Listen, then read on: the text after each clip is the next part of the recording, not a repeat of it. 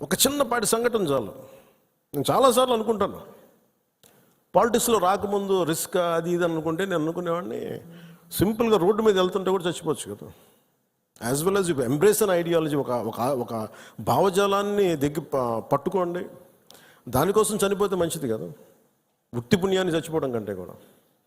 ఇక నాకు మొన్న నా కొడుకు ఒక ఫైర్ యాక్సిడెంట్లో చిక్కుంటే నాకు అనిపించింది, సింపుల్ సమ్మర్ క్యాంప్ అది, ఫైర్ యాక్సిడెంట్లో చిక్కుకుంటే పక్కన ఉన్న ఒక బిడ్డ చనిపోయింది, ఇంకో పక్కన ఉన్న బిడ్డ మొత్తం కాళ్ళు చేతులు మొత్తం కాలిపోయినాయి.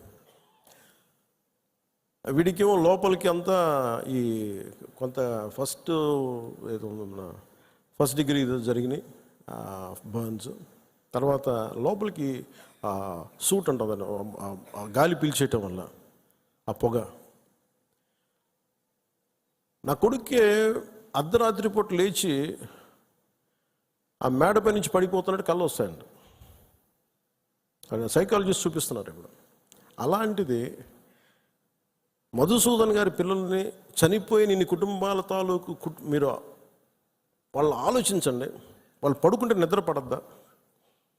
తుపాకులు వస్తాయి, తుపాకీ చప్పుళ్ళు వినిపిస్తాయి, భర్త హాహాకారాలు వినిపిస్తాయి, తండ్రి ప్రాణాలు కోల్పోవడం వినిపిస్తాయి. ఎంత ఘాతుకం ఉంది.